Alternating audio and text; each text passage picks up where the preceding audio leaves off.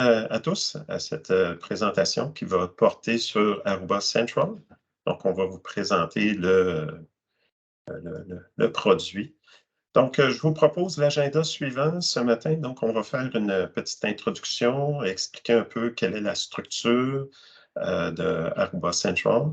On va aussi faire une espèce de petite vue d'ensemble de la structure d'administration qui est permise par la plateforme Aruba Central et enchaîner par une démonstration avec une petite, encore une fois, une vue d'ensemble de comment ça se présente dans l'environnement et une démonstration au niveau de la configuration qui va permettre dans le fond, d'apprécier la plateforme. Puis on enchaînera finalement avec une période de questions. Alors, je vais débuter ici avec justement les licences, les groupes, les sites et les labels ou les étiquettes. En fait, du point de vue des licences, ce qu'il faut comprendre, c'est que la relation est un pour un, c'est-à-dire que chaque point d'accès, chaque commutateur doit être associé à une licence pour être géré avec Aruba Central. Cette licence-là est transférable advenant le cas où vous auriez un point d'accès ou un commutateur défectueux. Bon, ben, c'est une espèce de pool de licences, donc un groupe de licences qui peut être réassigné à un autre équipement par la suite. Les groupes, bon, un peu comme ce que vous avez dans Airwave. Bon, certains d'entre vous utilisent Airwave. La notion de groupe est similaire, c'est-à-dire qu'on va utiliser les groupes pour gérer des configurations d'équipements. Et encore une fois, un point d'accès ou un commutateur ne peut appartenir qu'à un seul groupe. Ces équipements-là vont être classés dans des sites. Bon, auparavant, dans Airwave, on avait une structure avec des devices qui pouvaient être classés dans une structure hiérarchique. Généralement, les personnes organisaient les devices dans les différentes catégories de sites pour, dans le fond, avoir une espèce de structure logique.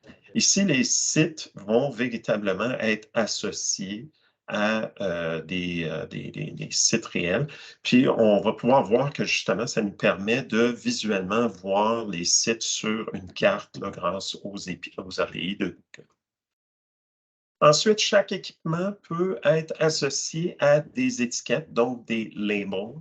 Les labels vont permettre justement de caractériser le type d'équipement ou le type de site avec par exemple, les salles de conférence ou encore les écoles. Bon. Désolé pour le bruit en arrière-plan. Donc, si on commence avec les licences sont caractérisées avec, bon, je vous ai énuméré les différentes licences. Hein, donc, il y a les licences pour les points d'accès, les licences pour les commutateurs, pour les passerelles, dépendamment des catégories de commutateurs, puis dépendamment justement des types de fonctionnalités que l'on désire avoir. Puis ces licences-là peuvent être, en fait, on peut souscrire à ces licences-là sous le terme de 1, 3, 5, 7 ou même 10. Donc, si on regarde un peu au niveau des licences, hein, je vous ai mis l'URL pour avoir des descriptions. Les licences se déclinent sous la forme de fondation ou encore de licences avancées, avec justement des détails qui vont varier dépendamment des fonctionnalités qu'on désire obtenir.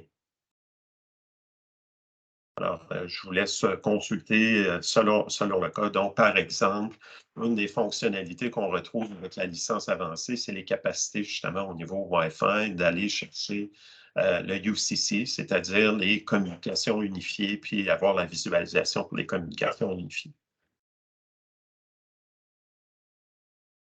Donc, si j'enchaîne ici, lorsque l'équipement est géré par Aruba Central, lorsqu'on se connecte, par exemple, au système Aruba Instant au niveau de l'interface graphique, on peut voir qu'effectivement, l'équipement va être géré par Aruba Central. Donc, au lieu de voir qu'il est géré par Airwave, on va voir sous la rubrique Management qu'il est géré par Aruba Central. Et on va observer que justement, les éléments de configuration disparaissent. Donc, on n'a plus la possibilité de gérer localement les configurations. Celles-ci vont être gérées par Aruba Central.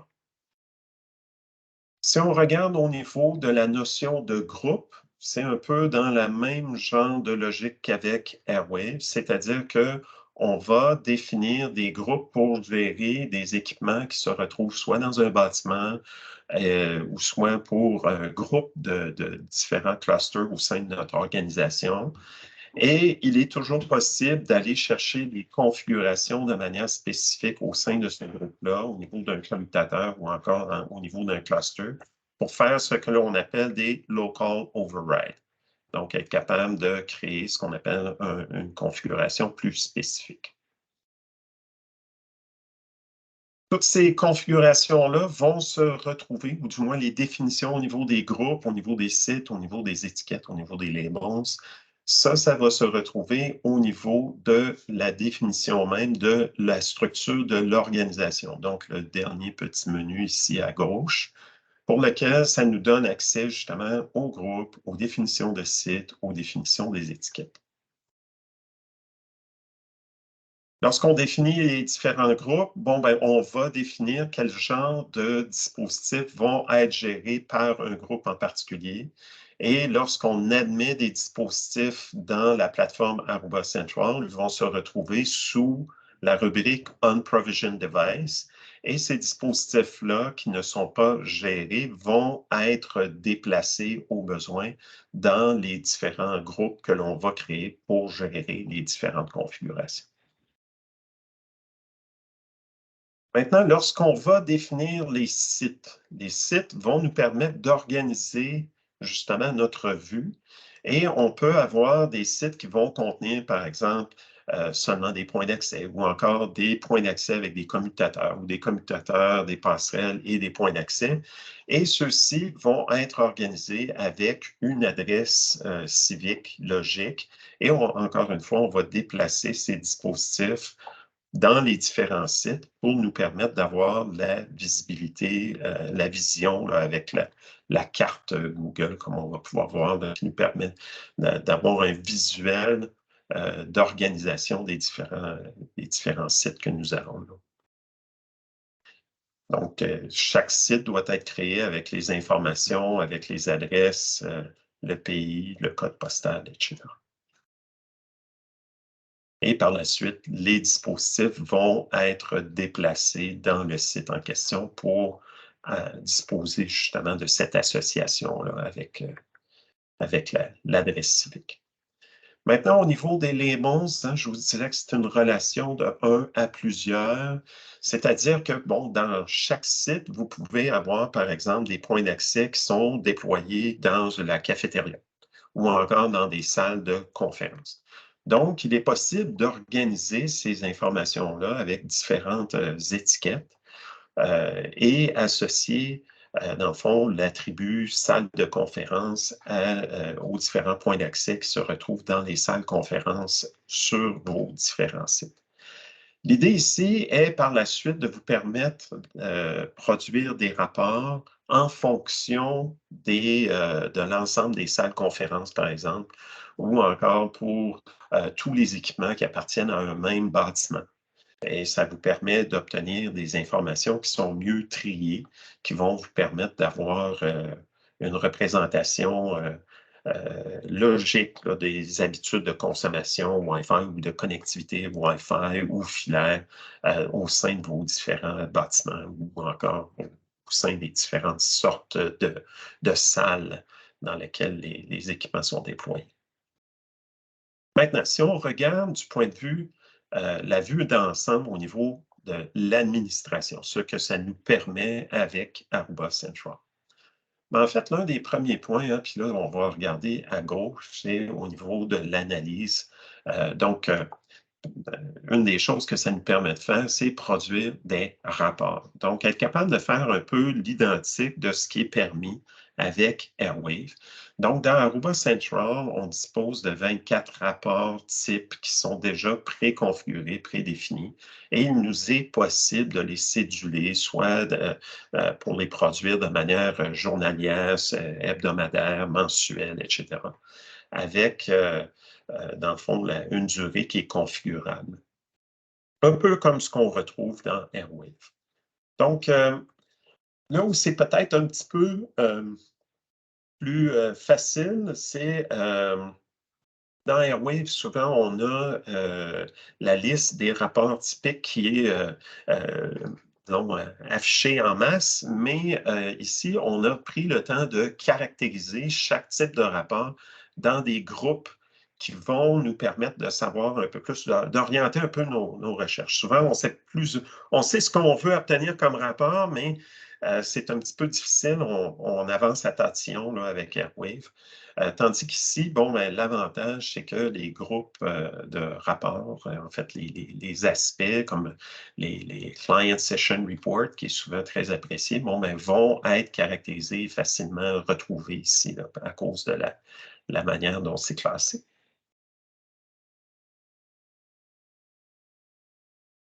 Et ça nous permet justement de générer différents rapports, les envoyer par courriel de manière automatique ou encore les céduler pour que ces rapports-là puissent revenir à répétition et être envoyés ou être disponibles à travers la plateforme de manière vraiment simple et intuitive.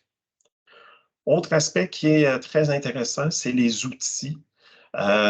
Donc, du point de vue diagnostic, l'un des aspects qui est intéressant, hein, c'est que ça nous permet d'avoir accès à générer des commandes, par exemple des show commands, de manière automatique, de manière répétitive. Et ça, c'est possible aussi de le faire pour plusieurs dispositifs simultanément et de valider l'output que ça génère.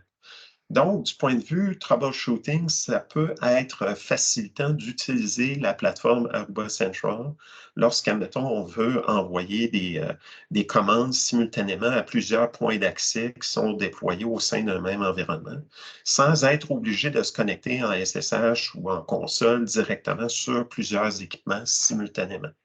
Donc, pour valider, admettons, de la connectivité, des problématiques d'itinérance.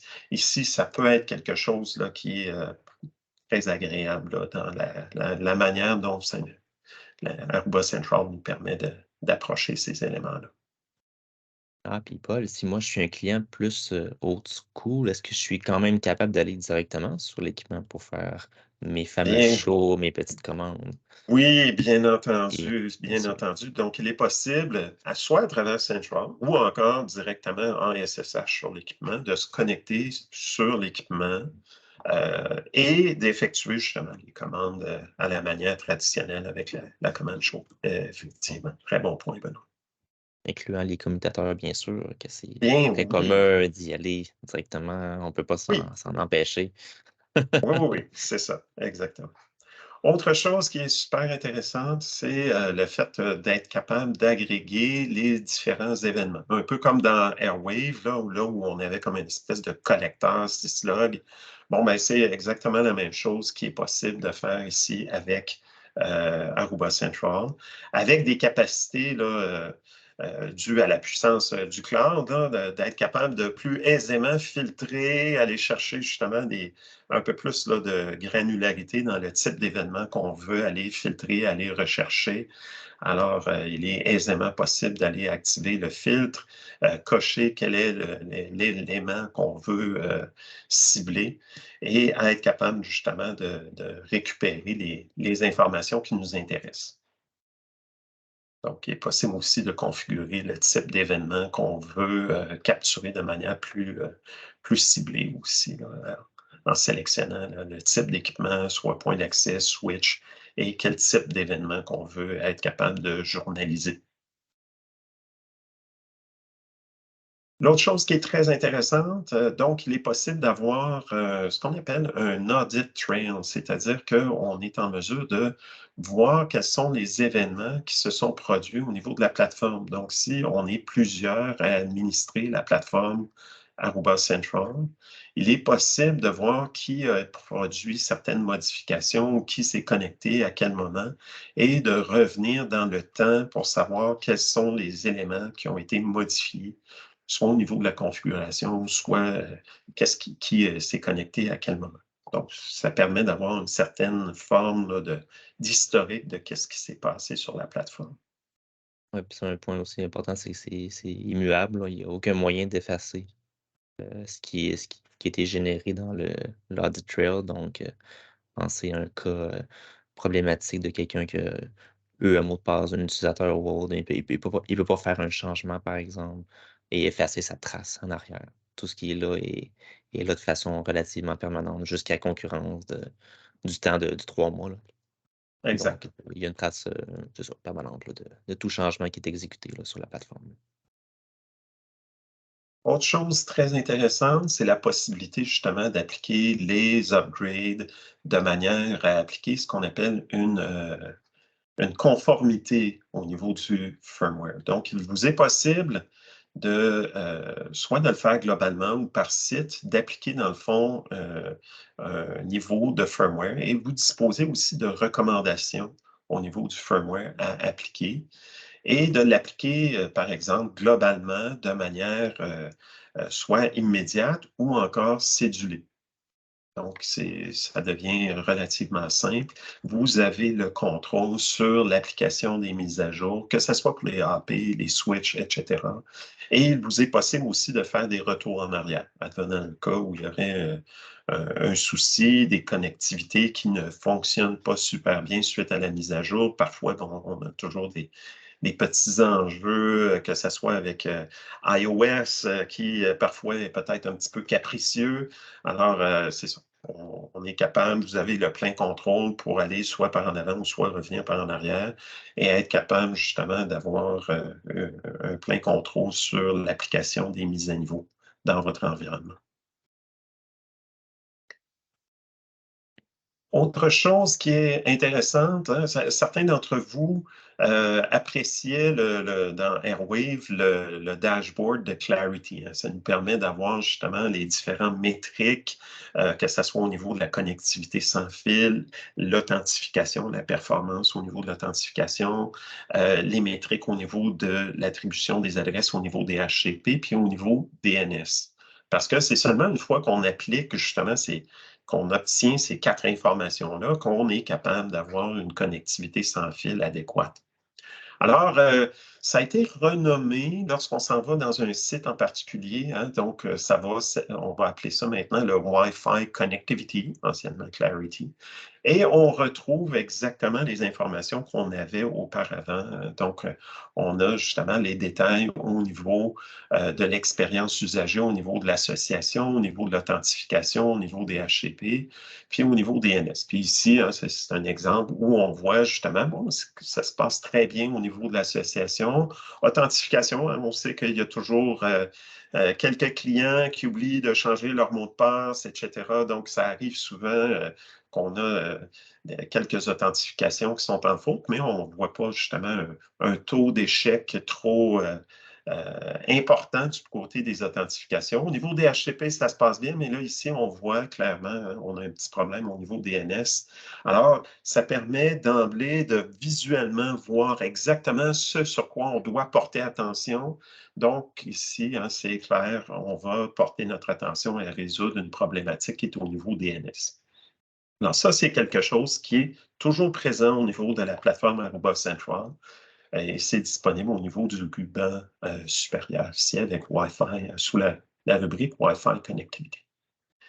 Et on a aussi les AI Insights, c'est-à-dire tous les systèmes qui sont gérés à travers Aruba Central vont bénéficier d'une espèce d'effet collectif, c'est-à-dire qu'on a 1,5 milliard, je crois, Benoît, 1,5 milliard d'équipements qui sont gérés à travers le monde. Ça fait tous des points d'intelligence qui vont recueillir de l'information et tout ça va être punché, entre guillemets, par des systèmes d'apprentissage machine et qui vont permettre de mettre en relation les informations, être capable de colliger de l'information tant au niveau filaire, sans fil, les différentes passerelles qui sont déployées dans l'environnement et être capable d'être proactif pour expliquer ou trouver les indices qui vont permettre justement d'optimiser l'environnement. Et pour certains types d'équipements ou certains types d'événements, comme ça ici, on voit qu'on a un taux excessif d'authentification 802.1x en échec. Bon, mais on va être capable justement de valider combien de sites sont impactés, ça affecte quel site. Ici, on voit que, bon, on a 2 points d'accès et un seul client qui est affecté par le problème. Donc, ça nous permet de cibler nos opérations. Donc, si on voit que, bon, on a beaucoup de clients qui sont affectés, tous dans un même site, bon, bien, notre recherche pour diagnostiquer va être différente par rapport à dire, bon, bien, j'ai juste un client dans un site. Oui, il se promène entre 2 points d'accès, mais mon problème est limité à un seul client. Donc, c'est probablement le problème, c'est lui. Ce n'est pas l'ensemble des dispositifs qui s'y opèrent au sein de ce site. Alors, ça fait le tour un peu là, de la structure. Je vais entamer, dans le fond, une petite démonstration avec un environnement client. Et pour ça, ben, je vais arrêter l'enregistrement.